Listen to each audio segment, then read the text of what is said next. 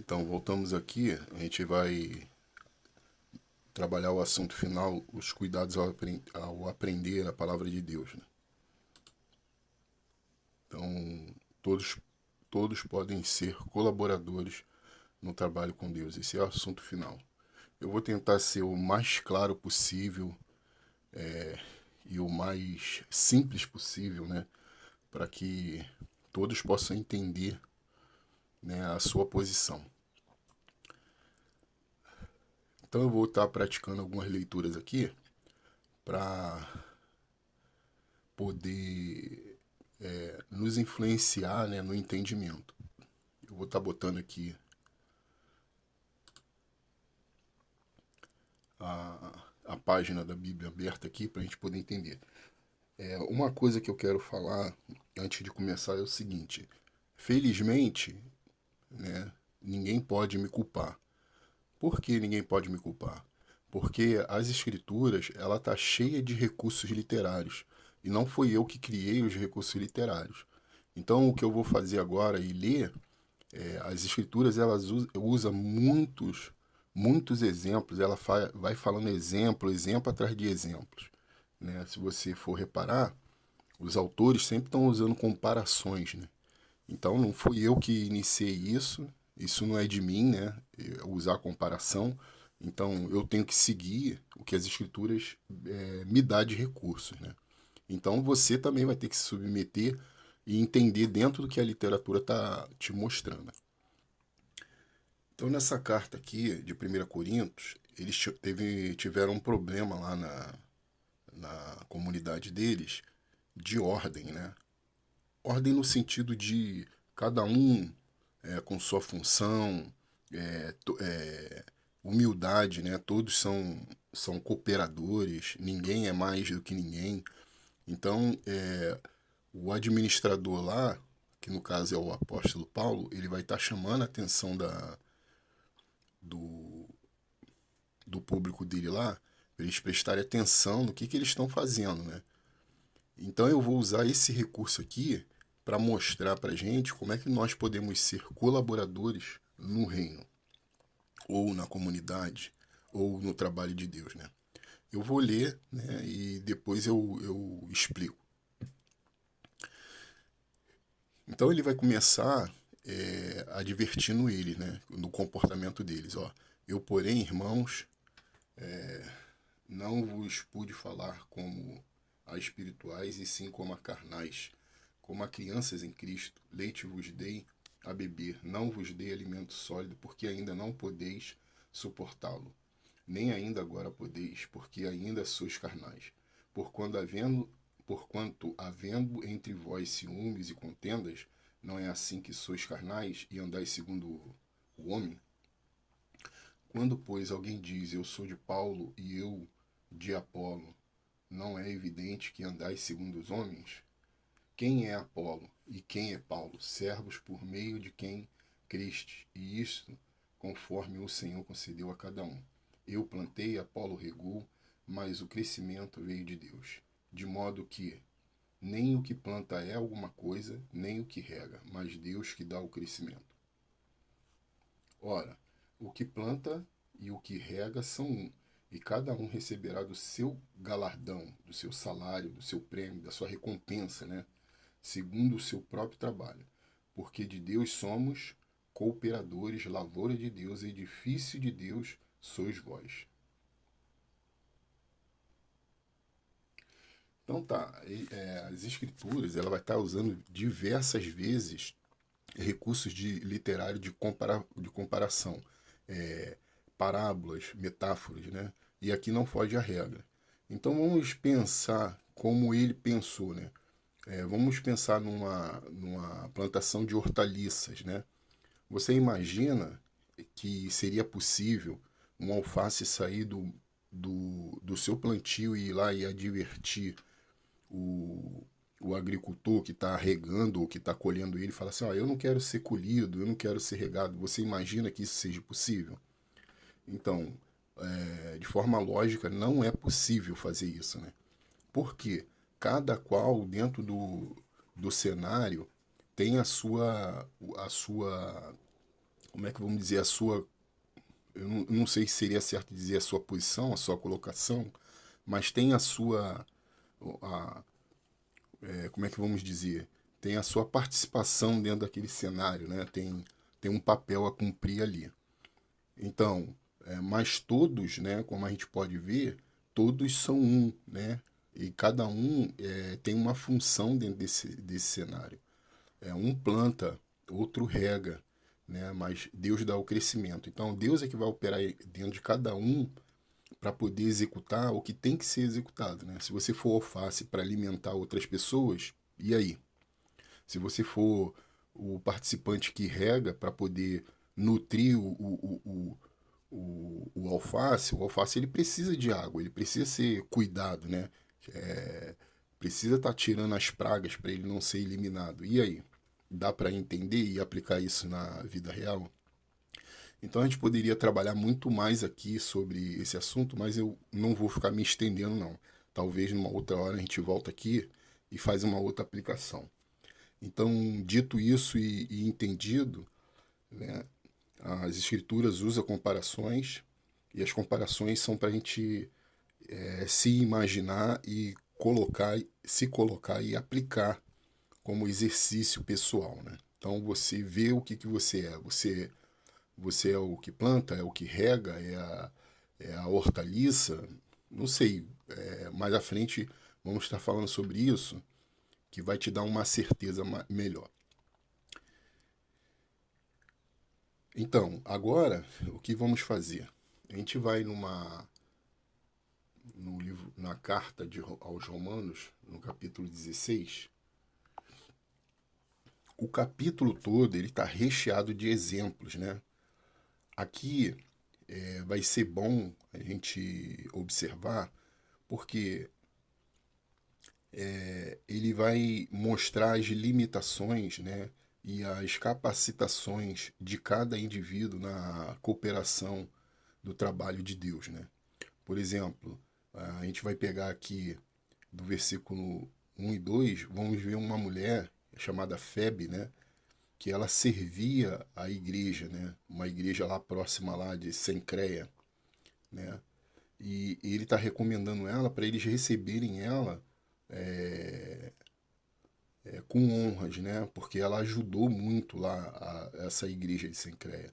E também temos esse casal aqui, Priscila e Áquila, né? Que é citada também no livro de Atos também, né? Ele fala que eles arriscaram a cabeça deles, né?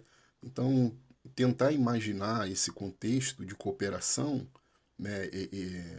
Por exemplo, eles ajudavam um empregador, né? Um comunicador a dar continuidade no trabalho de comunicação, que no caso seria a mensagem do evangelho, né? Como a gente viu esporadicamente anteriormente numa matéria, né? Então a gente vai ver uma multidão de pessoas aqui, mas tem alguns trechos aqui que eu gostaria de fazer menção por causa da oportunidade, né? Por momento oportuno, né? Então vamos ver aqui. Seguindo do versículo 3 e dando continuidade no versículo 4, ele vai. No versículo 4, ele vai dizer. Ele vai dizer, os quais pela minha vida arriscaram a sua própria cabeça, e isto lhe agradeço, não somente eu, mas também todas as igrejas dos gentios, né? Saudai igualmente a igreja que se reúne na casa deles. Saudai, meu querido Epêneto, primícias da Ásia para Cristo. Então veja bem, aqui é interessante. Geralmente a nossa sociedade tem uma mentalidade que a igreja é uma construção, né? É um templo, é um prédio, é uma obra, né? Uma edificação. Mas você vê que não é possível colocar uma edificação dentro de uma residência. Então aqui a gente quebra essa ideia, né? Que se sustenta há muito tempo, que uma igreja é aquilo que a gente vê. Igreja não é o que a gente vê. Porque você há de concordar comigo que eu não posso colocar uma igreja dentro do seu pensamento primitivo, dentro de uma casa. Aqui, saudar igualmente a igreja que se reúne na casa deles, né, de Priscila e Áquila, no caso, né? Então, como é que uma igreja, um prédio, um templo pode estar dentro de uma casa? Então, aqui a gente quebra esse paradigma, né? Essa ideia de que a igreja é um templo. A igreja não é um templo. A gente vai estar vendo isso aí mais para frente, né? O que, que é uma igreja, né? Mas só para adiantar, igreja é um grupo de pessoas reunidas com um propósito em comum. Isso seria uma igreja. E também existe outros sinônimos para esse grupo de pessoas, que seria comunidade, reino, corpo, assembleia, né? E reuniões, né? Existem outros sinônimos que a gente vai estar vendo conforme o passar do tempo, a gente vai estar crescendo e entendendo isso melhor. Então, o ponto aqui é ver alguns exemplos de pessoas que contribuíram, cooperaram, né, no Evangelho. Então, a gente pode observar aqui a FEB, ela trabalhou de alguma forma, né? Ela não cedeu a casa dela, ela trabalhou, fez alguma coisa. Priscila e Áquila, né? Cedia a casa para ter reuniões. Então são competências que nem todos vão ter, né? Nem todos vão ter esse tipo de competência. Usando a comparação lá das hortaliças, né? Então, saudai a Maria, que muito trabalhou por nós. Saudai Andrônico e Júnias, meus parentes e companheiros de prisão, os quais são notáveis entre os apóstolos e estavam em Cristo antes de mim. Né? Saudai a Ampliato, meu dileto amigo no Senhor. Saudai a Urbano, que é o nosso cooperador em Cristo, e também meu amado Estaques. Saudai a Peles, aprovado em Cristo. Saudai a os da casa de Aristóbulos. Saudai meu parente Herodião. Saudai os da casa de Narciso que estão no Senhor. Saudai a Trifena e a Trifosa, os quais trabalhavam no Senhor. Saudai a estimada Pérside, que também muito trabalhou no Senhor. Saudai a Rufo, eleito no Senhor, e igualmente a sua mãe, que também tem sido mãe para mim. Saudai a Sincrito, Flegonte, Hermes, Pátropas, Hermas e os irmãos que se reúnem com ele. Saudai a Filólogo,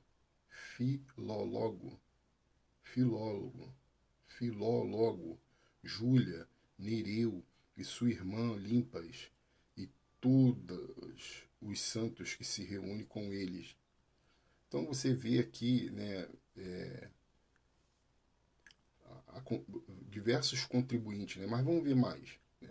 Saudai uns aos outros com ósculo santo, todas as igrejas de Cristo vos saúdo. Rogo-vos, irmãos, que noteis também aqueles que provocam divisões e escândalos em desacordo com a doutrina que aprendeste. Afastai-vos dele, porque esses tais não servem a Cristo, nosso Senhor, e sim ao seu próprio ventre. E com suas suaves palavras e lisonjas enganam o coração dos incautos. Pois a vossa obediência e conhecimento é conhecida por todos. Por isso me alegro a vosso respeito e quero que sejais sábios para o bem e simples para o mal. Aqui é interessante observar isso aqui, é uma psicologia, né? Então, nós somos tendiosos a pensar coisas ruins sempre, mas e as coisas boas, né? Se a gente começar a pensar coisas boas, será que contribui mais, coopera? Né? É uma atividade simples, né? Pensar coisas boas. Né? Mas a gente tende a pensar coisa ruim, né? Coisa ruim é mais forte dentre nós. Pensar mal das pessoas, não dar oportunidade às pessoas. Então isso tudo vai nos afastar, né? de Deus, vai nos afastar da cooperatividade, vai nos afastar de sermos pessoas melhores ou de sermos pessoas que merecem recompensa, né? Dentro do trabalho com Deus, né? Ser galardoado, né? Você não concorda com isso? Então, vamos ver mais exemplos aqui. E o Deus da paz em breve esmagará debaixo dos vossos pés a Satanás. A graça de nosso Senhor Jesus Cristo seja convosco. Saudai-vos, Timóteo, cooperador, e Lúcio, Janso e Sosipatro, meus parentes. Eu, Tércio, que escrevi esta epístola, vos saúdo no Senhor. Então a gente vê aqui outra pessoa, né, de fundamental importância. Esse rapaz que escreveu a carta, né, Tércio. Né? Saudai-vos, Gaio, meu hospedeiro, e de toda a igreja, saudai-vos Erasto, tesoureiro da cidade, e o irmão Quarto. Então você vê aqui, o Gaio, que era anfitrião, né, hospedava as pessoas, o tesoureiro, né, mas são inúmeras pessoas que têm, no passado, cooperaram para o trabalho da instrução da palavra de Cristo, né? E aí continua, não termina não. Ó.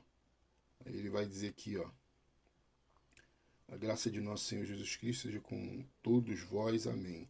Ora, aquele que é poderoso para vos confirmar, segundo o meu evangelho e a pregação de Jesus Cristo, conforme a revelação do mistério, guardado em silêncio nos tempos eternos, né? A gente vai estar falando sobre isso no futuro, né?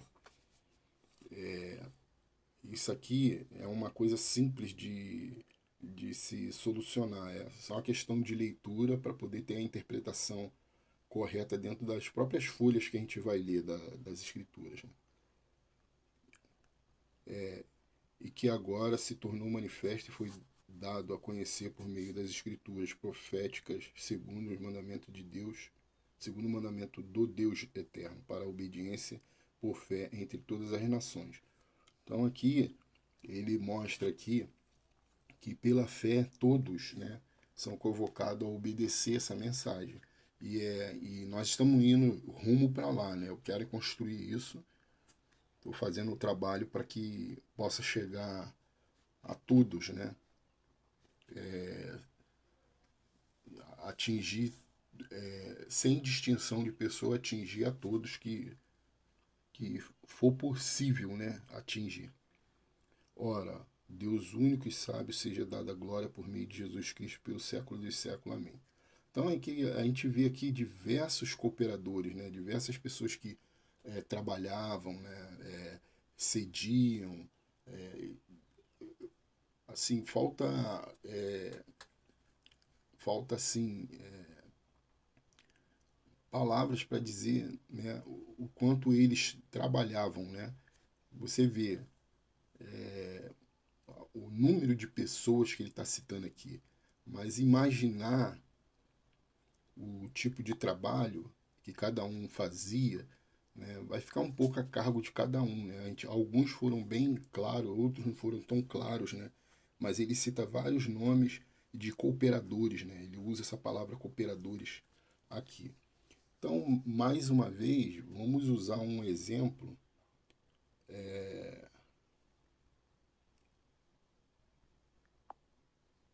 de pessoas que atuaram, né, no passado.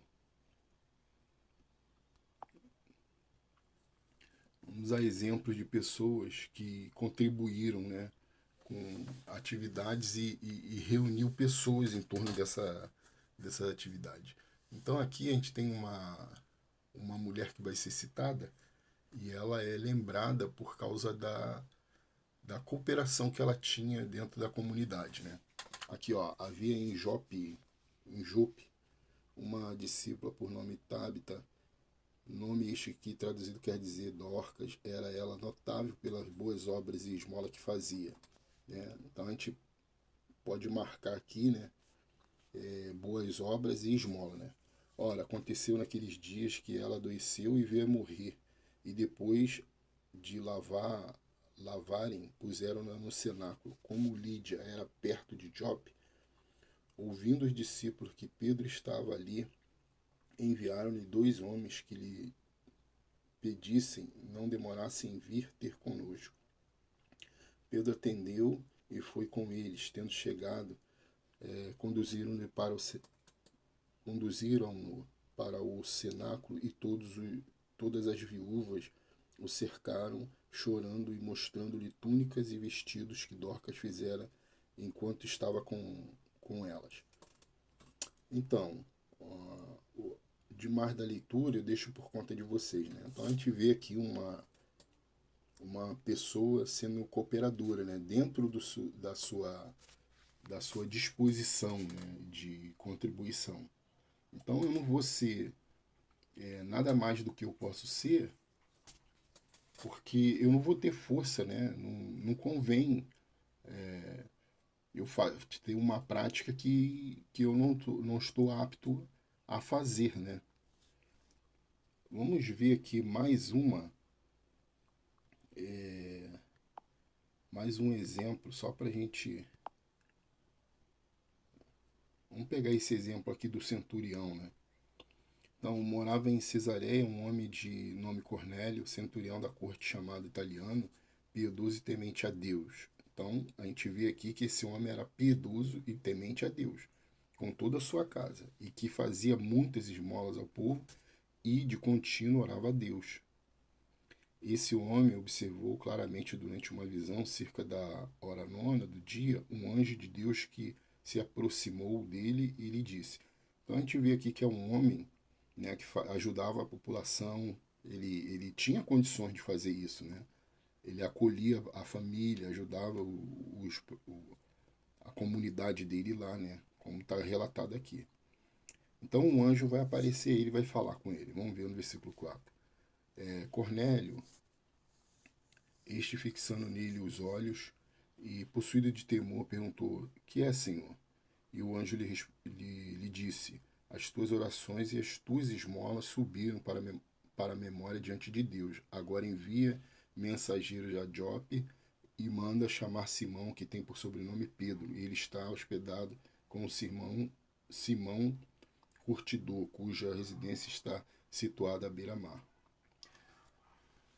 Logo se retirou o anjo que lhe falava, chamou 2 dos seus domésticos e um soldado piedoso dos que estavam ao seu serviço, e, havendo-lhe contado tudo, enviou a Jope. Então, a história eu deixo por sua conta, né? Então, temos um outro homem aqui, esse vai ser atendido por Deus, porque Deus observou, né? Aqui fala que as esmolas dele têm chegado à memória de Deus, né? Aqui, ó, no versículo 2, ó. E de contínuo orava. Não, aqui. Aqui.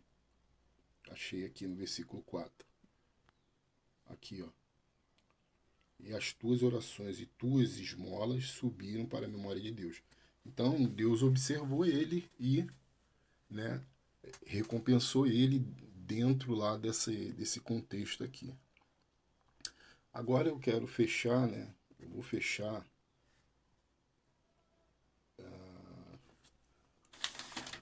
nessa carta aqui de Coríntios,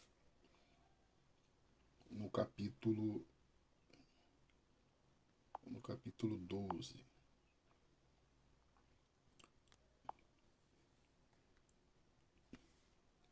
Mas Deus dispôs os membros, colocando cada um deles no corpo como lhe aprove. Então acho que aqui tá bom para fechar sobre cada um pode contribuir, né, ser cooperador no trabalho de Deus, né? Ou então o tema é a minha cooperação no trabalho com Deus, né? Então o que acontece aqui nesse trecho aqui, ele vai estar falando, mais uma vez, vai estar usando um exemplo de um corpo, né? Um corpo humano. O corpo humano é formado por partes e essas partes se respeitam, né? Não tem como você trocar, pegar um olho botar no pé, um ouvido botar no tórax, ou sair trocando os membros, né, de forma bizarra. Então, o que está querendo dizer com isso aqui? E Deus construiu o corpo com uma visão perfeita, né?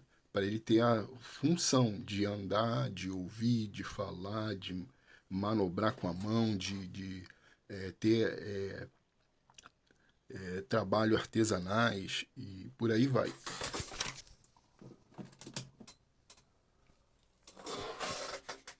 E por aí vai, né? Então o corpo humano, ele obedece uma